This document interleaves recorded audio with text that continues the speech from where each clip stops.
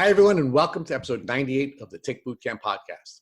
The title of today's interview is She's Been There, an interview with Dr. Kelley. My name is Richard Johannesson. And I'm Matt Sabatello.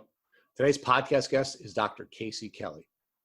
Dr. Kelley is a brilliant integrative doctor and the founder of Case Integrative Health in Chicago, Illinois. While she was in college, Dr. Kelley started to feel short of breath while walking up a hill. By the time she was a student at the Ohio State University College of Medicine, Dr. Kelley's symptoms worsened. She developed a high heart rate, extreme fatigue, and brain fog. She went to a conference on integrative medicine where she heard the famous Dr. Richard Horowitz speak and decided to get tested for Lyme disease. It came back positive. Amazingly, Dr. Kelley made it through medical school and her residency while battling Lyme disease. She started her treatment journey by taking antibiotics, but they stopped helping her. She happened to be working at an integrative health clinic at the time, and she saw patients being healed by homeopathic methods of treatment. She decided to try them for herself, and her symptoms started to improve. Dr. Kelley's Lyme disease journey doesn't end there. This brilliant superhero began to see her symptoms in her patients and started testing them for Lyme disease. Dr. Kelley knew she needed to help other people suffering from Lyme disease. Now her practice focuses almost exclusively on treating Lyme disease. On a personal note, I was recently bitten by a tick, and I couldn't think of any other doctor in the country that I would rather treat with, and I called Dr. Kelley's office, and I became one of her patients. We are so excited and thankful to have her on our podcast today. Hey, Dr. Kelley, how are you? I'm good. How are you? I'm doing well, thank you, and welcome to the podcast. Thank you for having me. Well, we're blessed to have you. So, Dr. Kelley, tell us about where you live. I live in Chicago, Illinois. Cool. And what do you do in Chicago, Illinois? I am the founder of Case Integrative Health, which is an integrative medical practice here in the city. And what's the significance of Case in the name of your business? Well, I mean, to be fair, it's a little bit of a nod to my first name, Casey, but it's also in reference to case by case because every single person needs to be approached individually. And every person with Lyme or with fatigue or with stomach issues is different. And so we have to approach everybody differently and individually. Well, that is really cool. So, Dr. Kelley, tell us about where you grew up. I am from a small town in Ohio, Marion, Ohio, which is where President Harding hails from. It's our claim to fame. Small town, grew up with my parents and an older brother. And what was your life like during your childhood? I had a happy childhood. Yeah. Played around outside, ran around to the neighbors' houses, rode my bike for miles. Great time. So would it be fair to me to assume that you were a geeky, smart kid because you're now a doctor? That's fair to assume. Totally type A, straight A student, total nerd, rule follower, all the things. So what were you dreaming of when you were a kid? Did you always want to be a doctor? I did. I was the weirdo who liked to go to the doctor's office. But yeah, since I was little, I wanted to be a doctor. And what do you think triggered your desire or your dream to be a doctor? Ooh, that's a really good question. I'm honestly not sure. It was just always there in the background. And were you always good in the sciences? Yep. Yeah, always liked sciences. I always liked music and arts and things as well, but totally got into the science. So when you were growing up, you were always working towards becoming a doctor? Pretty much, yeah. I think for a hot minute, I wanted to be a singer, an actress, or a musician, but then I realized I'm not very flexible and that wasn't going to work. So I had to find a different plan. All right. So what type of work did you do to define what college you would go to, and what steps did you take to qualify yourself to go to that college? I explored different colleges. I wanted to stay in Ohio. I wanted to get a good education. I wanted to make sure that I was going to go to a school where I could get into med school. So, and I went and visited several, and really I picked the one that I felt the most home at when I went to. Didn't feel like I had to put on airs or be something I wasn't. I went to a college where I felt immediately like I was at home. And that's how I ended up at the University of Dayton in Ohio. And was your experience at the University of Dayton in Ohio a good experience? It was amazing. College was fun. Now, let me walk you back to your childhood for a minute. Were you living in a rural community? Not rural, no, but very small town. Well, I guess not very small in that sense. Surrounded by rural, absolutely, but I lived in the town itself. And did you engage in a lot of outdoors activities? I played around in all of our yard, or like the collective yards of all the neighbors a lot. And I always went to summer camp in Girl Scout camp in Ohio. I went to summer camp in Michigan. I was always running around doing those things. So as a geeky kid who was good at science and who played around in the outdoors and went to summer camp all the time, what'd you know about ticks? Absolutely nothing. So just so our listeners are clear, you were living in a relatively rural community, although you were in you said the more downtown portion of it. You were somebody who played outside. You were a good student. You went to a good school. You went to a good college, yet you knew nothing at all about ticks, tick checks, or Lyme disease. I do not remember a single bit about that from growing up. So when's the first time you heard about Lyme disease? Probably college or med school. Probably med school, briefly. Okay. Yeah. And well, tell us about that. So you graduated from college and you decide that you're going to go to med school, and talk to us about what that process was like. What was the med school application process like? It's quite a thing. There's a really big test you have to take called an MCAT, and you have to do well enough on that to get an application, to be able to apply for school, and get into a decent school. The better the MCAT, the higher your chances of getting into a better school. There's interviews, grade point average, letters, all of those things. Interested, like my mom was really sick at the time. My mom was diagnosed with cancer and was passing away from cancer when I had to take my MCATs. I remember calling her and telling her I did well. And yeah, that was a time. Let's add that stress to the mix. But yeah, getting into med school, it's quite a process. Absolutely. So you ultimately did well in your MCATs and you started to apply to medical schools. And did you take the same approach to your medical school selection process that you took with your college selection process? Yes, I think I, at that point, was really more interested in going to a bigger name school. There are several medical schools in Ohio. It's one of the states that has more med schools than others. And I wanted to go to a big one. I wanted to go to the best of the best. So it was much more important to me at that time to get the big name. Right. And what medical school did you ultimately decide to attend? To the Ohio State University. All right.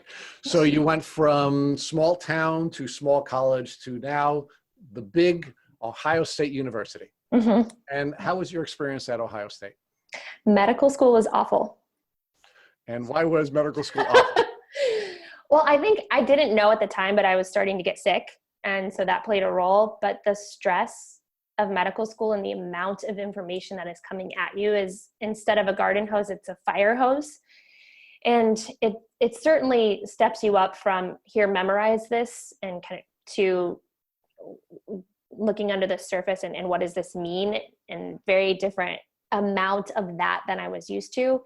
And I was absolutely starting to get sick and my brain wasn't working as well and I couldn't focus and read. And it was just absolutely nonstop, 20 hours a day of stuff, of learning and pressure. And it was hard. I was not a fan of medical school at all. Okay. Well, let's walk back now, because this is a Lyme disease podcast, and we do want to get to, when you first started showing your symptoms of your tick disease and how they presented. Mm-hmm. I really think it was college where it started, but I didn't really know it. All of a sudden I was an athlete in high school and a dancer and show choir and constantly active. And then I went to college and I couldn't walk up the hill to my dorm without being short of breath. I couldn't exercise without needing an hour and a half nap. It didn't make sense. I just thought it was the stress of college. And med school, it just progressed to very POTSy symptoms where I couldn't stand up without being lightheaded, without my heart racing and feeling like it was going to pound out of my chest. Lots of brain fog, could not focus, just felt really horrible. And medical students tend to be hypochondriacs. You learn about something and you think you have it. But I knew that like this was different. Like this didn't feel like my peers were not this affected by medical school. So I dug into it and I did find POTS, and I made a doctor give me a tilt table study, and I'm, tried all the medicines and tried to get myself feeling better and kind of push that. So at least I knew there was something going on. But let's talk about the onset of the symptoms and that time in your life. So do you remember which year in college you began to show the symptoms of your tick disease? The fatigue started as a freshman. Okay. Mm-hmm. And how did that impact you socially? Did you have a different social experience when you were in college than your friends because you began to show these symptoms? I don't think that it affected me socially so much in college. Okay. Now, what about intellectually? Were you having any challenges? Clearly, you're intellectually gifted. Do you believe that your college experience was difficult or more difficult than it would have been for you because you started to show the symptoms of your tick disease? Maybe. I think I was such a high achiever that I could overcompensate for a lot of stuff in college. In college, there were a couple classes that seemed hard, but overall, it seemed very manageable. And so I was able to overcompensate during college. Okay. So college wasn't so challenging that the developing symptoms impacted your capacity to be successful. But did it have any impact on you as your symptoms were developing during your college experience? Were you getting more and more fatigue or suffering more and more fatigue and therefore not able to enjoy the entire experience? Or did you just sort of work through it socially, emotionally, physically, and not really have anything impacting you during your college experience? I think what was nice about college is I was able to create my schedule so I could go home and take naps.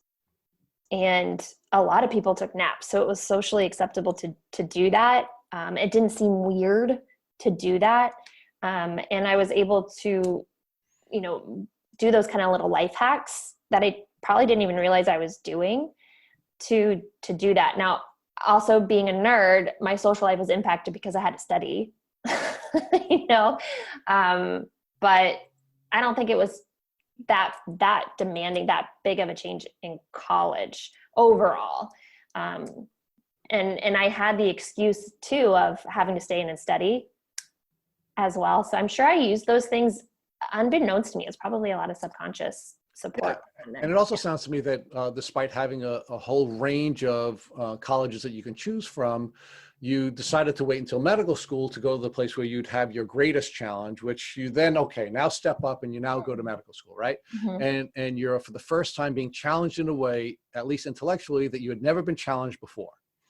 And unfortunately, you shared with us, your mom was sick as well, and you're going through those challenges. And tell us how your Lyme disease, what you now know to be your Lyme disease symptoms, were accelerated based on both the personal challenges that you're facing with your mom's health and now the intellectual challenges you're facing by going to one of the best medical schools in the country. Well, my mom passed away right before my senior year of college. And so not having her, and she was my best friend. We had a great relationship. And so not having her to lean on in med school was really hard. Like all of a sudden that big support system, totally gone. And when you're in a place that's challenging you in ways that you never expected, and you're surrounded by all these other brilliant people and struggling, and you don't have that person, you don't have your person anymore, that was hard. That was really hard. And so Dr. Kelley, tell me how you think that impacted your the acceleration of your Lyme symptoms. You're going through this really challenging time intellectually, and you don't have the support system that has been so important to you during the entirety of your life up to that time. Mm-hmm. Do you believe that that was a triggering event for the acceleration of your Lyme symptoms? I never thought about it that way, but you make a really good point, because it's that the amount of extra stress that brought to an already stressed out situation is phenomenal, like unbelievable amount of extra stress And when you don't have an outlet for your stress, your adrenals, fade. And we know that Lyme is an opportunistic disease, and we know that our immune system, or I guess you're going to talk to us more about that, our immune system has the capacity certainly to manage Borrelia in most cases, and that in most cases with at least the people who suffer from chronic Lyme disease that we've interviewed, there's been an event that that causes their acute symptoms to become chronic symptoms, and that's when the world changes. And I'm just wondering whether or not the experiences that you are now having, the high stress experiences you are now having, are now causing these symptoms to accelerate. And of course, you're now studying medicine at that same time, and you're sort of learning and feeling a whole bunch of things for the first time. So share with us what that was like. Overwhelming, I think, is a really good way to describe it. And it was just more of a put one foot in front of the other and just try to get through the day. Try to make sure you're remembering to eat food and drink food and just get yourself through, while knowing that something's up and not knowing what it is, and being surrounded by doctors and people who are teaching you about medicine, but no one can put all of it together is frustrating. Just adds to the mix as well. No, so you shared with me a minute ago that you knew your experience was different than everyone else's. You weren't just sort of living the young medical student psychosomatic kind of experience. You knew something was real.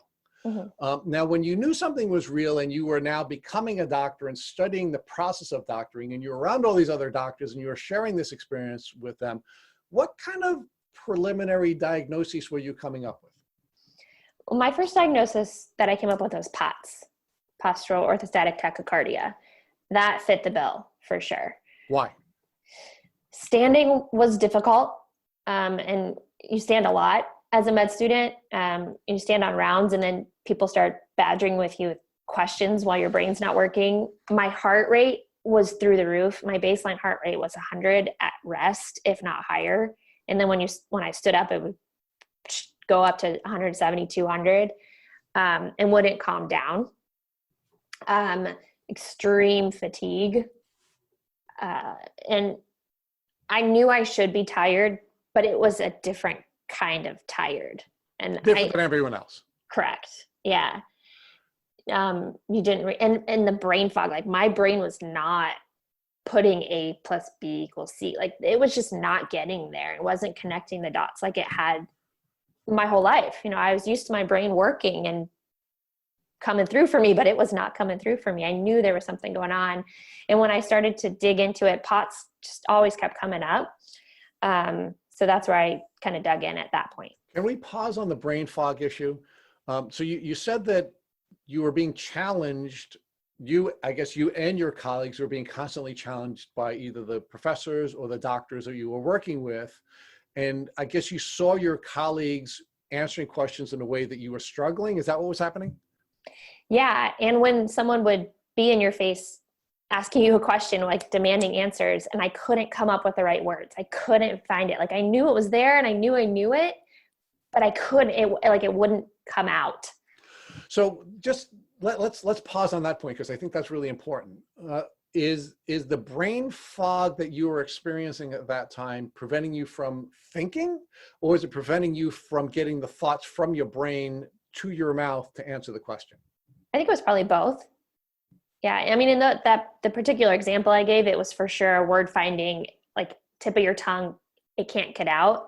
And then the more anxiety and stress that they put on you by asking it, just forget it. There was no way I didn't know the answer. Right. But like when I was sitting and trying to study and remember things, I couldn't remember things like I used to remember. I could read the same paragraph 4 times and not understand what I just read. It was totally new to me. That was new. Okay. So you were having a different experience during this part of your educational experience than you had at any time in your life. And you saw that your colleagues were not having that same set of challenges. Yeah. So correct. You had 2 different points of reference that mm-hmm. were causing you to believe, hey, there's something wrong with me. And you settle on POTS. Mm-hmm. So now, did you settle on POTS, or did you have a consultation with either a doctor or a team of doctors that caused you all to collectively come to the POTS diagnosis? Well, I thought it was POTS because I read about POTS and it seemed to fit. I also got tested for ADHD because I thought maybe I had that. And I did do testing for that. They said I had it, but they also said I didn't need medication. So I don't know what that means, but I just went with it. So I went down the POTS route more. And I just, this makes sense. I think I have this. So I went and saw a doctor and said, I think I have this. So I saw a cardiologist. I made them do the tilt table study. I came to them with, I think I need this medication. I think I need this medication. And we tried a bunch of different things. So I kind of drove it for sure. Absolutely. It was me driving that. But I did go through and the steps to get the formal diagnosis.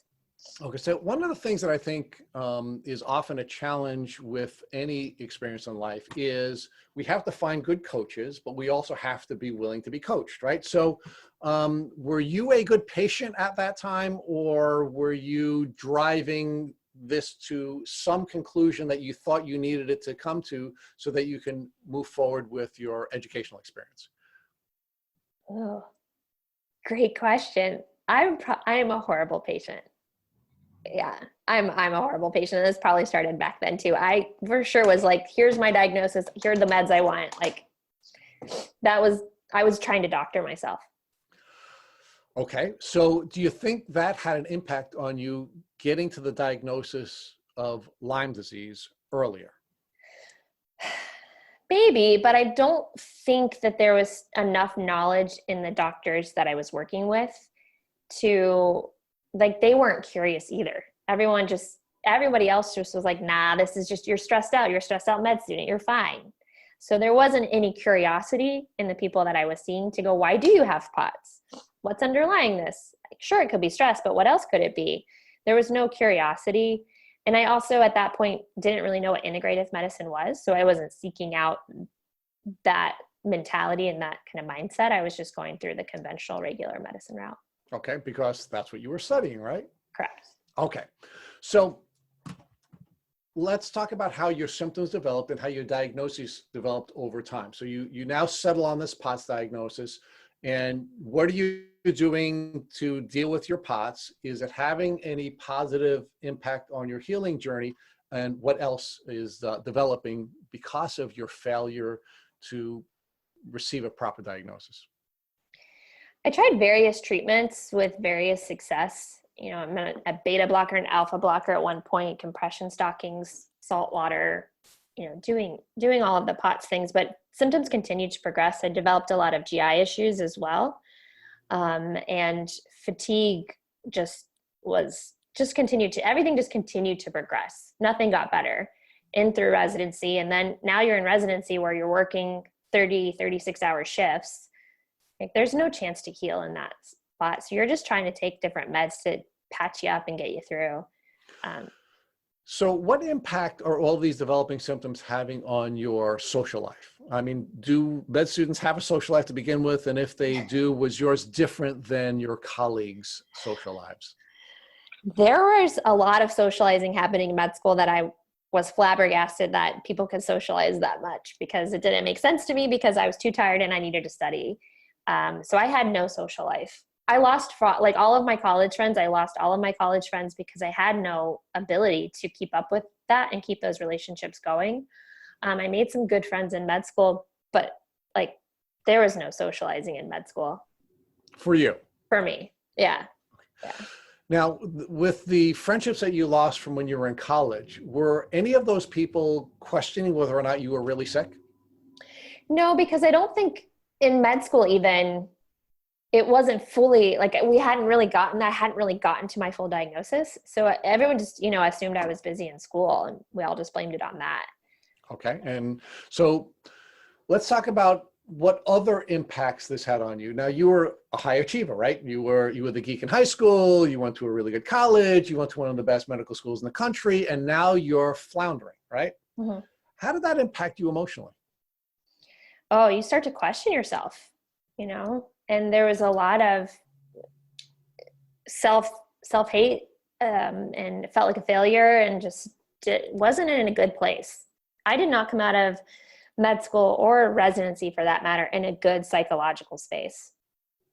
Mad, angry, not a good place. It changed me, and it was not a good change. So now, Talk to us about your educational experience at the Ohio State University. What was the experience like, and do you think it prepared you to have the tools you needed to diagnose people who were suffering from Lyme disease? I think that the education that I received in med school was great. I came out of there feeling very confident in my overall conventional medicine knowledge. I felt that that was good. We were not really taught about Lyme. I jokingly put syphilis on every single differential diagnosis because syphilis was the great mimicker, but we never saw syphilis. Like, you just couldn't talk about it. But, you know, I think the conversation we had about Lyme was probably like 30-minute little like snippet about a bullseye rash, 2 weeks of meds, it can affect your heart, moving on. And I didn't even know at that point that it was, you know, syphilis is Lyme's dumb cousin, as I call it. I didn't know that at the time, but I just put syphilis on everything because syphilis was the great mimicker, and it was just my kind of running gag, my running joke. But I didn't really learn about Lyme when I was in med school, not in Ohio. Like, it was not a big thing. It probably wasn't even understood that it existed in Ohio. And so I did not come out of med school really understanding the breadth of the effects of Lyme. Okay, but now I'm asking you the bigger question. Not whether or not Ohio State University is a great medical school. We all know that it is. Not whether or not you had a good educational experience. We're sure you did. But you studied in a very traditional setting with a traditional format. So my question is, do you believe you walked out of that very good school that provided you with a very good educational experience with the tools you would need to diagnose someone who is suffering from a multi-germ disease? I don't think I had any confidence in that until I really dove into integrative medicine and functional medicine and learning about the system as a whole, and my constant questioning about, well, but why, but why, but why? But that was always me driving that conversation throughout med school. But Dr. Kelley, that wasn't a part of your right educational experience at the Ohio State, correct? Right, correct. And not in residency either. It wasn't my residency experience either. Okay, so let's stay there. Let's stay in medical school, because I think this is really important, because quite frankly, most Lymies are frustrated with the traditional medical community. And, you know, the question that we have to ask ourselves is, are we frustrated with the community who is clearly failing us because of the educational training that they receive? Or should we be frustrated with the community because they are not creative?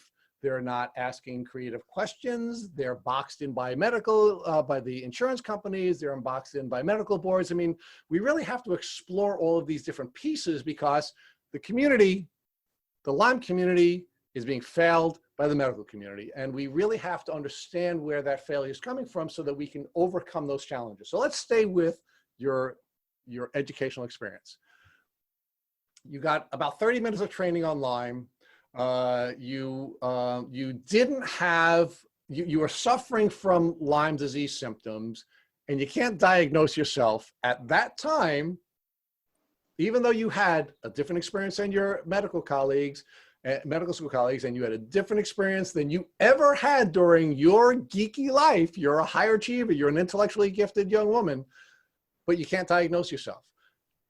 And I can't help but to think that the reason you couldn't diagnose yourself is because the medical training that you were receiving at that time didn't give you the tools to self-diagnose.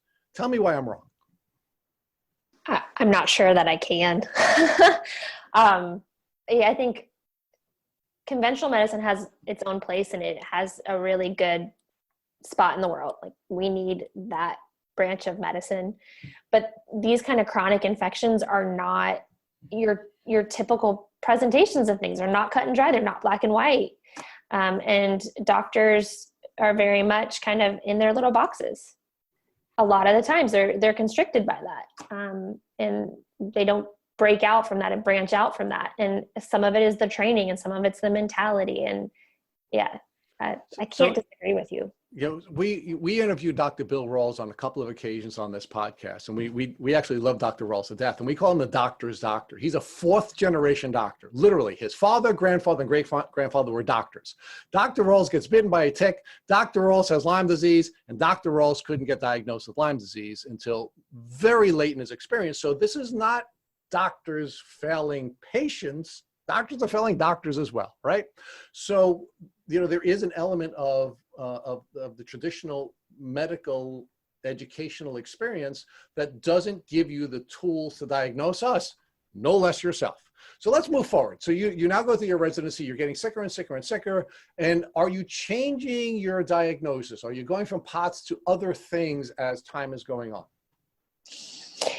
Not through residency so much. I stuck with POTS through most of it. I did end up doing an integrative medicine rotation, so I did some gut healing and kind of got to that. It wasn't really until after residency where I started to dig in a little bit more into the fatigue aspect and adrenal fatigue and integrative medicine and all of that. All right, so let's talk about the integrative medical portion of your residency. How did that surface and what attracted you to that rotation? The drive and desire started in med school, actually, where I was asking why, and why does this person have diabetes? Why aren't we talking about their diet? Why are we just giving them more pills for their side effects from X, Y, and Z? Why? And then in residency, I just kept pushing that envelope, and very quickly was the voodoo doc in my class because, I don't know, Casey, what vitamin should we give that person? Maybe vitamin C because they have scurvy. I don't know. Let's look at the picture, right? And diving more in, I started to go to conferences in residency about holistic medicine, about integrative medicine, to educate myself because I knew stuff was out there. I knew there were people who thought differently. And so I started to look for my people who had that mentality and was able to create my own special rotation with an integrative doctor in the city and kind of kept pushing that. And I knew in residency that that's where I was headed. I knew I was going into integrative medicine. There was no other way. Nothing else made sense to me. And, the science and evidence behind functional medicine and integrative medicine was there. It's solid. And why is no one else seeing this? Why are we, patients would come into the clinic with 23 medications. Why do we not think that's wrong? Why are we not talking to this person about their diet? I don't understand. So it was all self-directed. And when you start going to conferences and talking to people, and then you figure out the next best conference to go to, and then other people to meet, and once you're in it, you can't get out. So what's going on with your health at that time as you're becoming more and more integrated into the integrative medicine community? What's going on with your health? And I can't help but to think that you weren't getting better. You didn't have an understanding of what was going on with you. And on some level, that was also driving you to get to the foundational elements of what's wrong with your patients. Yeah. Oh yeah, absolutely. You being your first patient. Exactly. Yeah, absolutely. I think that's why a lot of doctors get into this field. So something wrong with themselves or one of their family members that we can't figure out. My health started to get better after residency. And it's there was ups and downs, but not once I stopped taking 36-hour shifts, I started to feel better, believe it or not, which is weird, right? Getting some sleep. Right? Weird. But yeah, getting into finding an integrative doc who helped diagnose me with adrenal fatigue was kind of a tipping point to my health starting to get better. It stopped getting worse. Okay. Does that make sense? It does. So you're sort of at a plateau, but you're not well, right? You're not well. It's not declining, but you're not well. So how do you get to your Lyme diagnosis? After going to several conferences on integrative medicine, I think I heard Dr. Horowitz speak and was his lectures are so densely packed with information. And he linked Bartonella to POTS and my antenna went up, but I didn't believe it. I was like, no, I've heard of Lyme. It's really controversial. I don't know if I want to get into that. No, can't be. I heard him talk again. was like, okay, fine. I am listening. Fine. So I started to dig into it more, and it just everything started to make sense. I was like, oh man, I got to get tested. I got to look into this. I got to figure this out. And I actually just did regular conventional Western blot and was positive. So that started the whole tumble into this field. Now, did you discover that POTS is often either an early diagnosis or a misdiagnosis for Lyme disease before you had your Lyme diagnosis? Can you ask that again?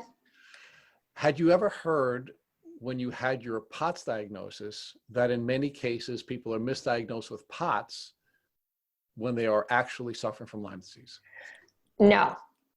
And I mean, my initial foray into POTS and trying to look at a lot of the research in some of the places, there's actually a place in Toledo that was doing a lot of research on POTS. There really wasn't a whole lot of talk about infectious causes. And so I didn't link those two together as an infectious cause of POTS until I was out practicing and started going to the integrative conferences.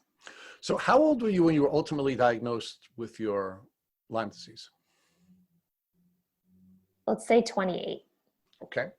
So what was your life like before the diagnosis? Meaning, did you have a social life? What was your professional life like? What was going on in your personal life? I didn't have much of a social life because I was a med student and then resident. I was married, but, exhausted all the time. Pretty angry from everything that was going on, with me not feeling better, with school being difficult, with all the things that we've talked about. I was not in a good place. I didn't have a lot of friends at that point, like just kind of lonely and isolating inadvertently. You said you were married? I'm married. Yeah. So you were married at that time?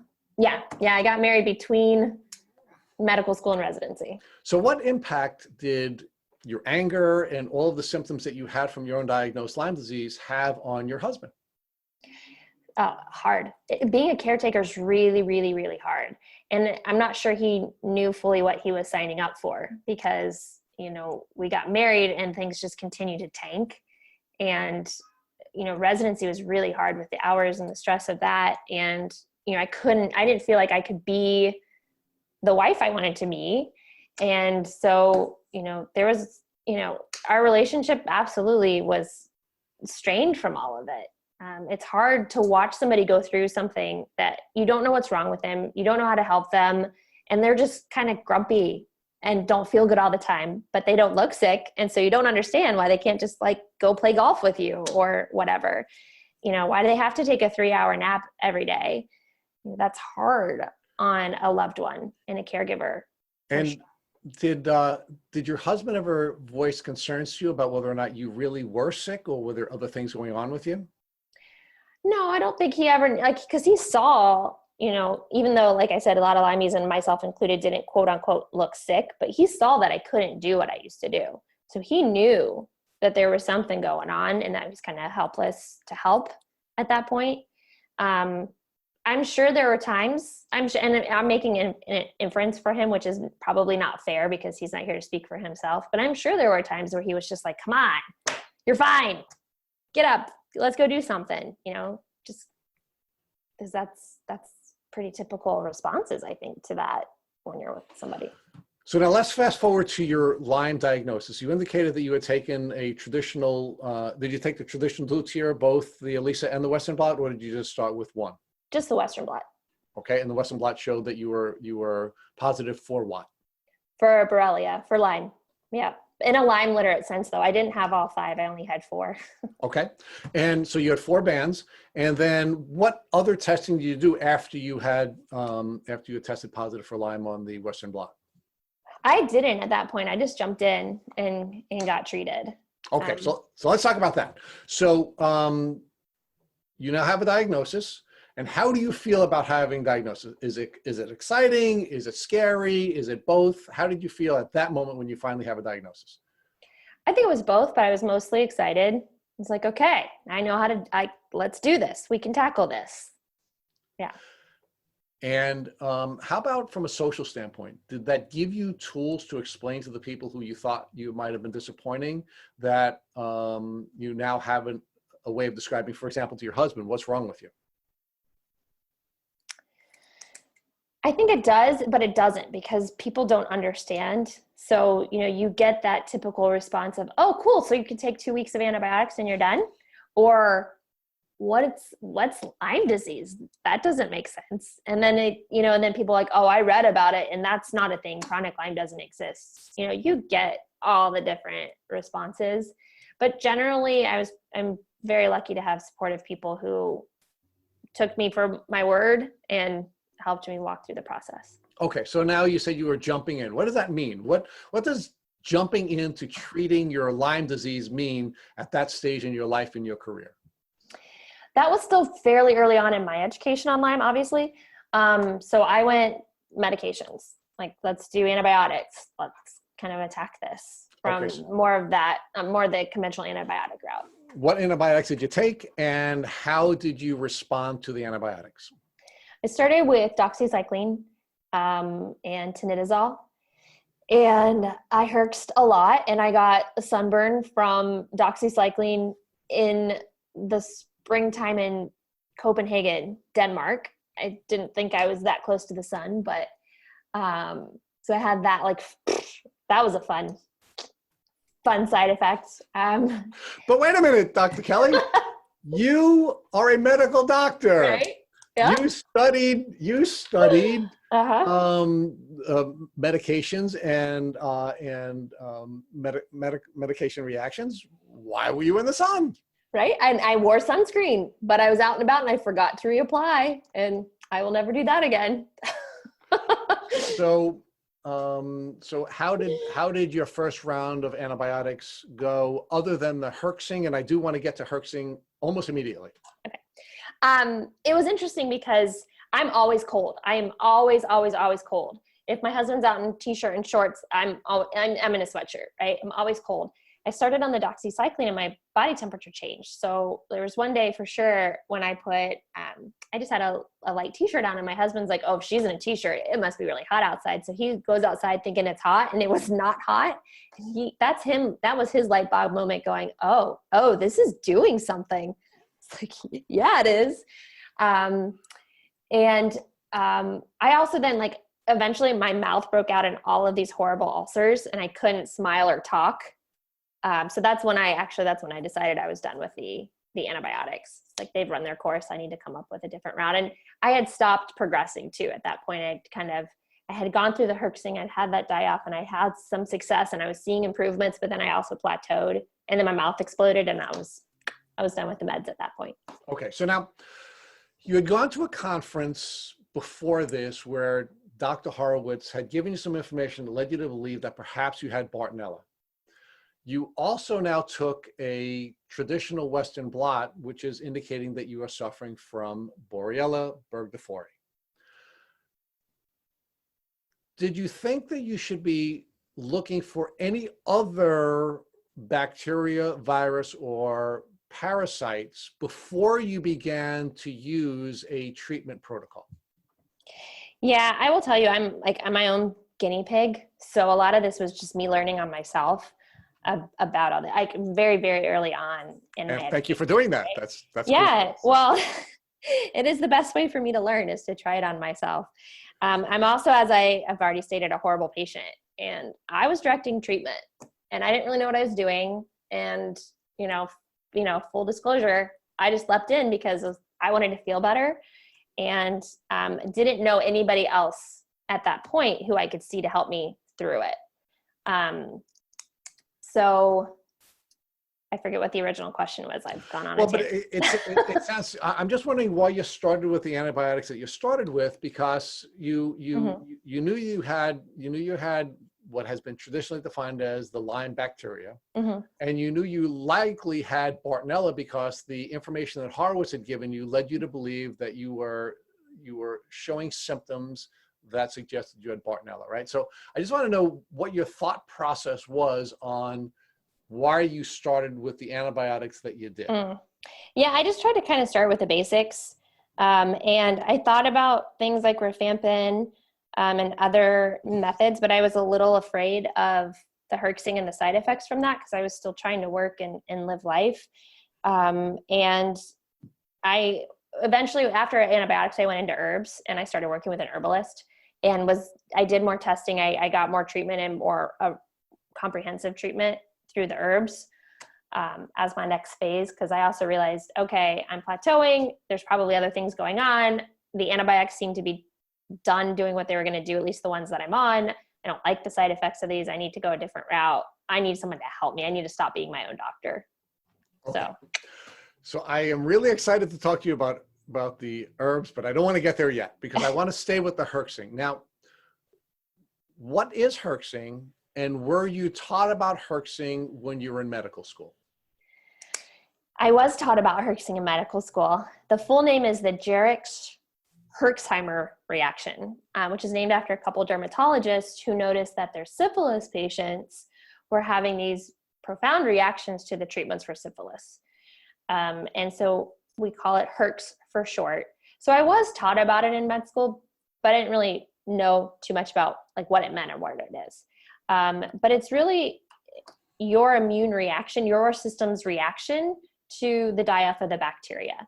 The traditional thinking is you kill the bacteria, all of its guts explode with its toxins into your system. Those toxins create a reaction in your body, and that's that Herxheimer or die-off reaction, kind of overwhelming the system.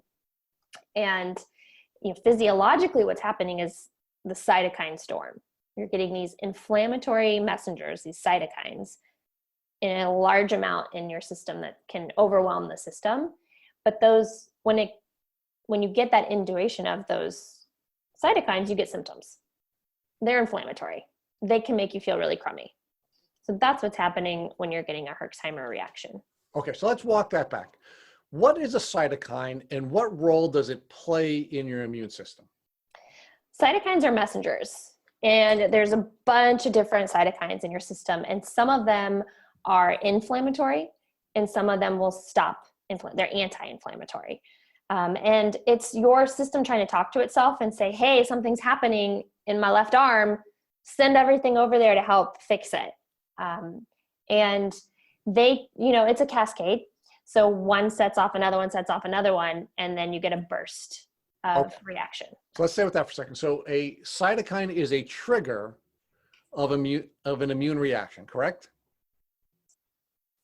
The immune reaction is the trigger to create a cytokine. Okay, so, but I guess my question is, how does your immune system begin to attack whatever it needs to attack to either protect your body or to heal your body? Is that what a cytokine does? It triggers the operation of the immune system, or am I incorrect about that? No, I think that, you make sense. Yep. Okay, so you have the cytokines which now trigger an immune reaction. Your immune system is now beginning to either heal something that has been injured or attack something that is attacking your system, correct? Yes. So now, how do the cytokines ultimately stop working once they've completed their responsibilities? The body is a system of checks and balances. So in a normal working system, when you've got this reaction setting off saying, hey, this needs to be fixed. Once it's fixed, then there's other markers there to go, okay, we're good. We're fixed now. We can all calm down and go home. That's in a normal working system. We've got those markers there to say, we're done. Okay. So now you've talked about an inflammatory response. What is an inflammatory response, and how does that help the body either to heal or to stop a bacteria from attacking the body? So I think, a good analogy is if you sprain your ankle. So you sprain your ankle and your ankle becomes swollen and hot. That's inflammation. That's your body sending signals and healing immune cells to your ankle to heal. It's got to heal. And part of that's what's happening in that process is you create heat, you create swelling to trigger that healing. Now, once that ankle is better and that inflammation has done its job, and the cytokines and the messengers and the white blood cells and all the good things and have fixed your ankle, that goes away, right? So in a normal working body, the inflammation goes away, the redness goes away, the ankle starts to work better. Okay. And So, yeah, does that happen as a consequence of other cytokines turning off the immune response? right. Yeah, there's Okay. there's on signals, there's off signals. It's a checks and balance system Okay. So when let's it's working properly. So now talk to us about when it's not working properly and what a cytokine storm is. Yeah. So a cytokine storm is the overwhelming of the system that can happen from these reactions. And think of, there are gentle storms and there are raging storms. There's different degrees of hurricanes, right? So, and then, to go back to the ankle analogy, that's a mild storm. That's, let's go fix that and it goes away. When you get triggered by an infection, for example, that your body says, okay, we have to, go fix that. What can happen is there's such a viral load or there's so much inflammation that your system gets overwhelmed, that the cytokines and the inflammation has gone so haywire and that shutoff valve no longer works. And so you can get an overwhelming response to the system. And again, it's going to be in varying degrees. So that cytokine storm can overwhelm your system so much that, you go into organ failure. It can be that severe. Okay. But it can also be more mild, that you can take some vitamin C and some glutathione, some other anti-inflammatory and anti-cytokine things to help calm it down so it goes away faster on its own. So is it possible that you could have a cytokine reaction or a cytokine storm that ultimately results in you dying rather than from the bacteria, for example, that the initial cytokine trigger was designed to stop? Yes. And I'm, to be up to date, I guess that's kind of what's happening with COVID and the people who are getting really, really, really sick and on ventilators and things from COVID. It's the inflammatory response, that cytokine response, that is triggering their system to go into that. It's not the virus itself, it's the body's reaction to the virus that it can't keep in check. That is just continuing to cause more and more and more problems that snowballed out of control to where the organs are failing. Their lungs are no longer breathing properly. So would I be right to conclude that the people who are dying from COVID are not really dying from COVID, but from their body's overreaction to the COVID? Yes. Yeah. So Dr. Kelley, you now pivot from your traditional treatment and you now turn to herbs. And I'm fascinated every time I hear a traditionally trained doctor tell me they move into the herbal community. Tell me what triggered in you a desire to move from the training that you had traditionally used and studied to now using something that I'm assuming you were not trained about in medical school, herbs. Yes, was not trained on herbs in medical school. That is correct. I was grateful and blessed enough to be working at an integrative medicine clinic when I was going through all of this Lyme initial treatments with myself. So I had access to acupuncturists and herbalists and homeopaths and people that I could pick their brains about and see what they knew about it and see and learn and know on a real basis that I had patients that were seeing these people and getting better on herbs, on acupuncture and other things when conventional treatments were not helping them. So I saw that on a day-to-day basis, and I knew these women and I trusted them and I saw their brilliance and knew that antibiotics were no longer working for me and that I needed to go a different route. And I had these people at my fingertips that I could utilize that could help direct treatment so I could sit back and be the patient, and who had tools that were different than mine. So you were watching these brilliant women heal people in a way that you weren't able to heal based on your traditional training, and that's what triggered you to move in another direction with your own health journey. Correct. Okay, so what did you do? What herbs did you take, and what worked and didn't work for you? I took a combination of things, and some of them were Chinese, and I will never be able to tell you what they were because they were Chinese herbs, and I trusted my herbalists that they were the right things for me. I also did a lot of the kind of thoroughbreds, if you will, in the herbal world for Lyme, like Japanese knotweed and cat's claw. But I went on and off of things depending on how my symptoms were and what was popping up. All right, so we've had a lot of our prior podcast guests describe Lyme disease as an onion. And they've used that metaphor to say you have to peel away one level before you can get to the next, to the next, to the next. So if I don't know whether you like that metaphor or not, but if you do, was that something that was happening with you where you were working in combination with an Eastern and Western practitioner, you being the Western practitioner, your herbalist as your Eastern practitioner, and the two of you are working together to get through each level of your illness? Tell us what that was like, and when you knew something was working and when you knew something wasn't working, and what caused you to pivot from one herb to another. So slowly but surely symptoms would start to improve. I would be able to do more than I could. And it's akin to seeing a baby every single day. You don't know how fast they're growing, but the people who see that baby once a month, like, wow, that baby has shot up and changed. When you're in the middle of it and you're changing slowly but surely day by day, you don't necessarily see all the changes that other people are watching in you. So, reached out to my friends and community too and said, what's different?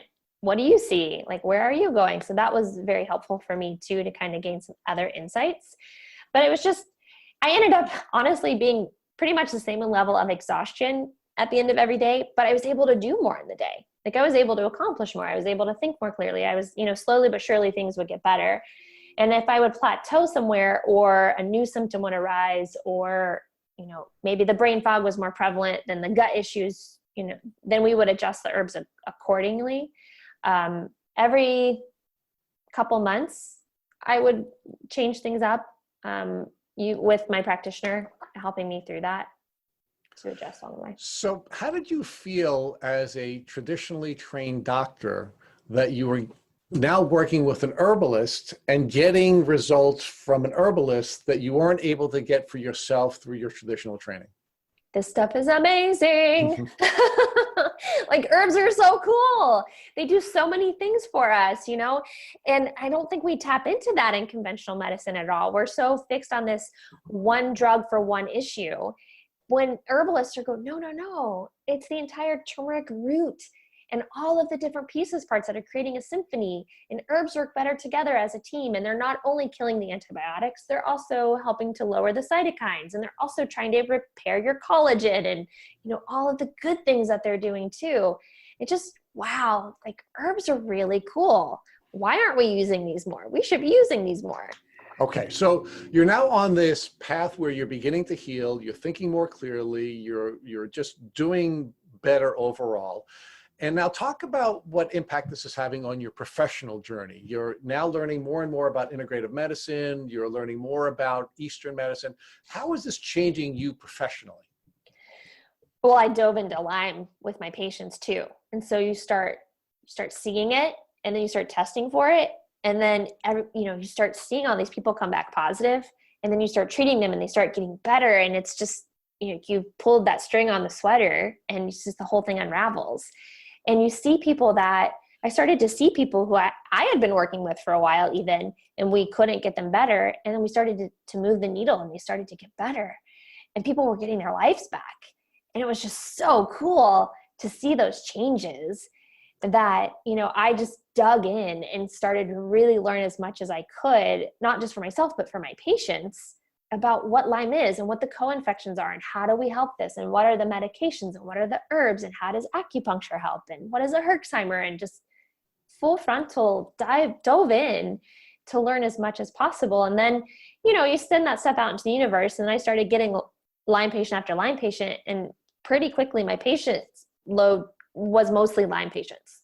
That was, the mainstay of what I was seeing, and started to get really busy trying to help the Lyme patients. Was it surprising to you that there was such a large patient community that your practice became almost an exclusive Lyme practice? It was initially, but when you start to dig in, it made much more sense, especially, I don't live in an area where there's a lot of Lyme doctors, but there's a lot of Lyme. And, these people need people to help them. And, I think instill that conventional sense where doctors really can lose their license and get ostracized for treating this, and kind of dipping your toe in and jumping into that deep end was a little scary to begin with. But then once you Why? because no one wants, I don't want to lose my license. I want to keep practicing medicine. I've worked so hard to get here. I'm finally in a place where I'm feeling better and I'm feeling fulfilled in helping people get better. I don't want to throw all that away. But I just closed my eyes and jumped in because Lyme patients need help. And I felt better. And I, was like, we got to shout this from the rooftops. This is a real thing that needs to be treated. But Dr. Kelley, what I'm asking you is, why did you think there was the possibility that your career would be threatened if you were helping people who were sick get better? I'm confused about that.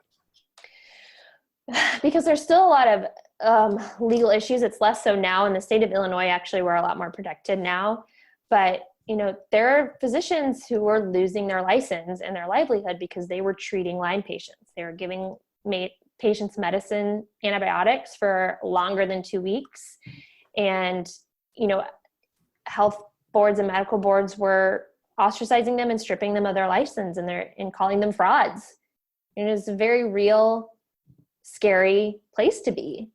And that's one of the things that kept me from getting into Lyme probably a year or two. Like, I could have gotten into a year or two sooner, but I knew there was controversy around it. And I was just starting in my career and I was afraid to go there. It's better now, but 10 years ago, it still is a scary place, but it was a scarier place. Let's talk about the insurance companies. How did insurance companies treat you once you moved over to the integrative community of practitioners? And did you have any concerns that the insurance companies would attack you or try to encourage the licensing boards to investigate you? Not really. I didn't really necessarily worry about insurance. I spent a lot of time learning how to code and write and make sure my notes were insurance savvy. So I wasn't necessarily worried about the insurance companies coming after me, I guess. Good.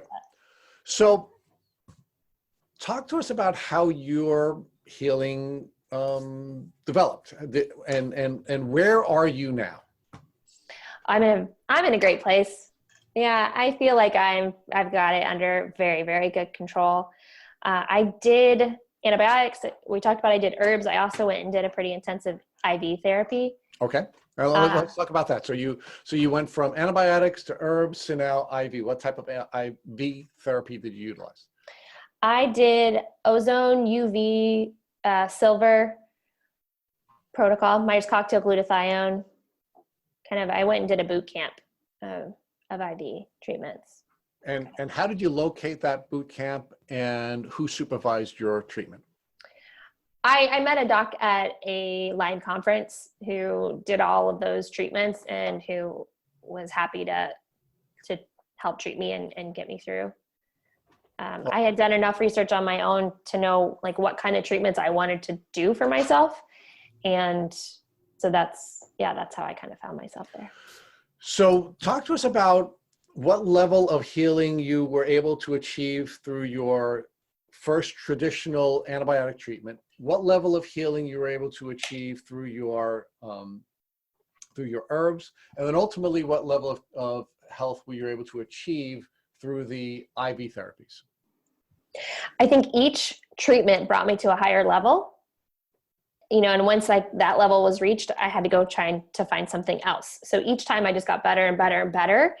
And, this is a journey over 5 years or so of getting better after being sick for, 15 prior to that, which is a pretty typical story. But the IVs are really what sealed the deal for me. And so that's why I have IV therapies as an option for my patients. I don't think they're right for everybody, but there are some people that's what they need are the IVs. And okay. I'm in a place now where things are good. Things are really good. I know how to maintain my health. When things are slipping, it's usually because I'm stressing out too much and I need to sleep more. Okay. So I don't want to get there yet because I want to put some meat on the bone. So what weren't you able to do before you started using the antibiotics? And what were you able to do after you took your antibiotic treatments? Oh, you're asking me to go back deep into the recesses of my mind, and I'm not sure if I'm going to remember specifics. And that's okay if you don't remember. But I'd really like our listeners to understand when you pivoted and what type of changes you were able to think more clearly. You were able to work longer hours. You were able to do a better job with your patients, and then it continued to improve. I'd just like to get a sense of when you would suggest that people think about pivoting from one treatment protocol to another. I mean, as a clinician, generally, if people are stagnant for anywhere from like 2 weeks to 2 months, if we're just not seeing that needle move at all, we've got to switch. We've got to go to something else. Personally, like the antibiotics, I knew I was done when my face reacted and my system was like just yelling at me that I was done with that. Like I needed no more. And when the herbs helped really with the energy, especially get that energy up, but it still wasn't where I needed it to be. I was still napping a lot. I still wasn't where I wanted to go, but I couldn't get past that spot. Like I was stuck. I definitely was stuck at that point, and little things were moving, but I needed an oomph at that point. And so, and personally, the comments were, all right, this is clearly my body saying it's done. And I can't, like, I'm stuck. Like I'm doing all the things. I'm doing all the good things. I'm following all the rules, and I can't get to that next level. I need to kind of shift things up. Do you believe that you'd have as much insight into when your patients need to pivot if you didn't have your own personal experiences with plateaus and pivots? I don't believe I would be able to help patients at all without it. Sorry, that's not true. I don't believe I would be able to help patients as much as I do if I hadn't gone through it myself. Absolutely. That gives you that you can kind of pick it up on people. You can ask questions differently when you've been through it yourself, when you know what it feels like.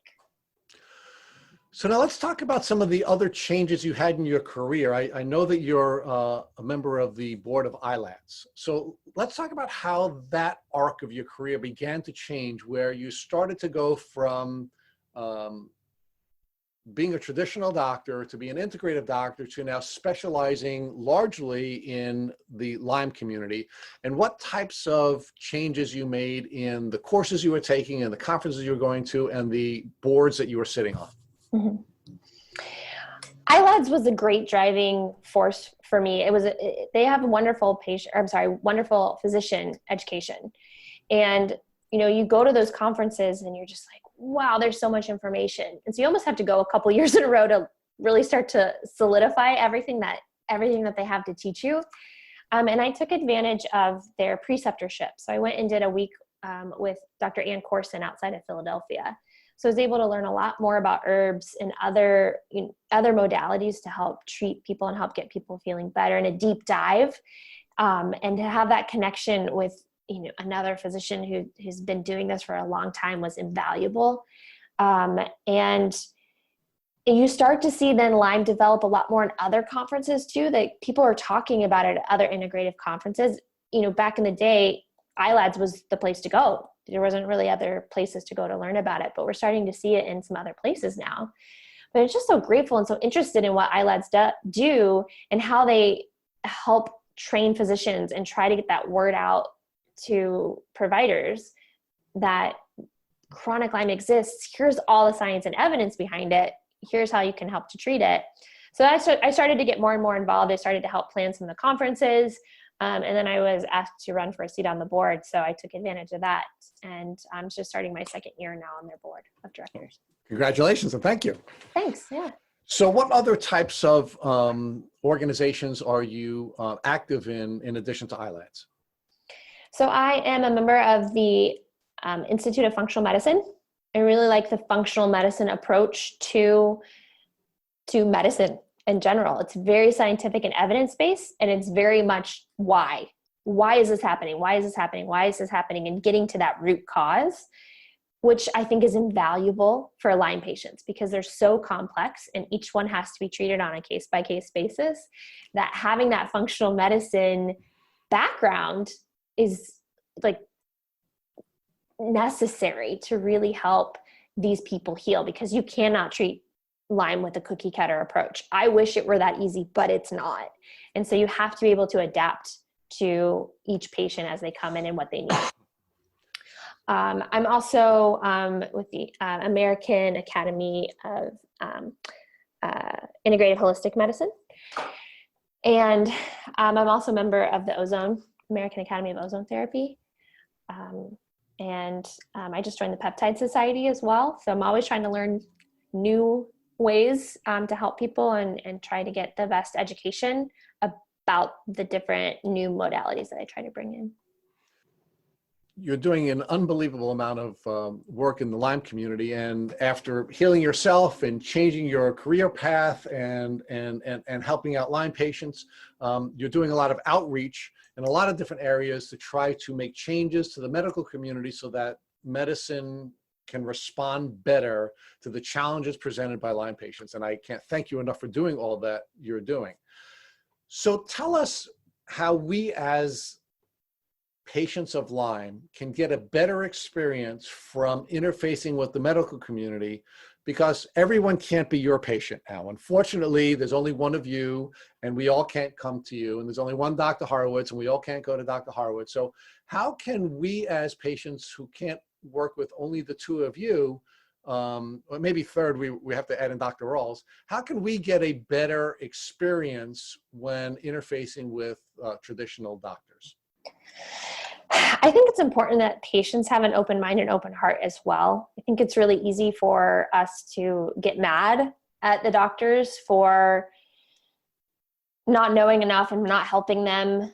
If you were kind of alluding to this earlier, that we have to also understand where those doctors are coming from and their education and their background. I think it's important to seek out providers whom you can connect with, who will listen to you. And so even though they may not know what Lyme is, if they can listen to you and they can help support you in the ways that you need to be supported and help get you to the places that you need to be. So if they can't help you, they're willing to say, let's ask more, let's dive more, let's get you to where you need to be, to the right person, instead of the docs who just kind of shrug it all off and say, your labs are fine, go see a psychiatrist. You can arm yourself with information and, kind of know that a lot of docs are going to probably roll their eyes at you and tell you you're crazy for thinking you have Lyme, because Lyme doesn't exist. I mean, unfortunately, I hear these stories every day that people get treated this way when they talk to other doctors. So, just try to kind of arm yourself with information, keep an open heart, and know that the doctors it's not that they're coming at you from a bad place. It's just they don't know what they don't know. Try to find even conventional doctors in the mainstream who are willing to listen to you and be your advocate. If anyone who is listening to this podcast wanted to get in touch with you, how would they do that? Probably the best way is either through our website, where there's a link to send us an email directly from our website, which is caseintegrativehealth.com. You can also find us on Facebook or Instagram. You can message us there too. You can give us a call directly, but that number is on the website too. Do you have any tools that you offer to patients who are not in your state? Meaning, if somebody's from another state and they wanted to work with you, would they be able to work with you either remotely or in some other fashion? Absolutely. The lines are a little blurred right now about telemedicine, thanks to COVID. Generally speaking, though, my out-of-state patients, I would really love to be able to meet you in person first. Have you come in, let's meet, let's talk. Let me listen to your lungs. Let me listen to your heart. Let me kind of actually have an assessment with you. And then after that, we can do phone or video visits. I prefer to see you once a year. At that point, again, some of these legal lines of telemedicine are blurred a little bit. So we're kind of maybe even opening up our territories and our bounds and seeing what we can do. Some of those laws are still very up in the air, but I have patients from all over that we talk to. And ideally, again, would love to meet you in person and I have people that come from Florida and they would come every single time if it weren't for COVID. They would come up every single time for their visit, which is awesome. I'd rather have people like in my office, but we can do things remotely. There's telemedicine's a whole new world. And so the more people we can help, happy to do it. And especially in places where there are no Lyme docs.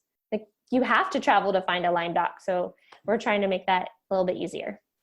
Well, I want to let our listeners know that we would actually introduce to you by Alex Moresco, who is absolutely one of the superstars in the Lyme community.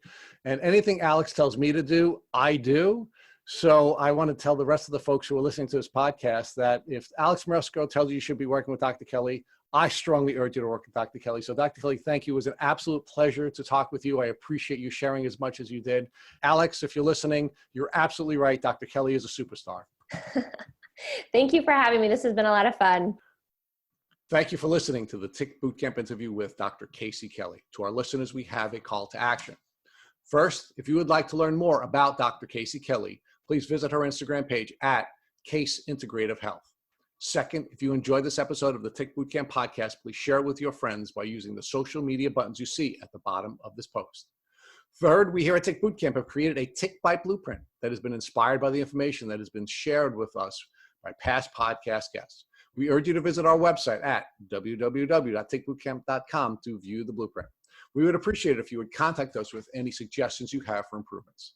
Fourth, don't forget to subscribe to this podcast on iTunes, Google Play Music, or Spotify to get your automatic episode updates of our Tick Bootcamp podcast. And finally, we thank our listeners for your comments on our past podcast episodes. Please take a minute to leave us an honest review on iTunes, on Instagram, or on our website. We make it a point to read every single one of the reviews we get. Thank you for listening.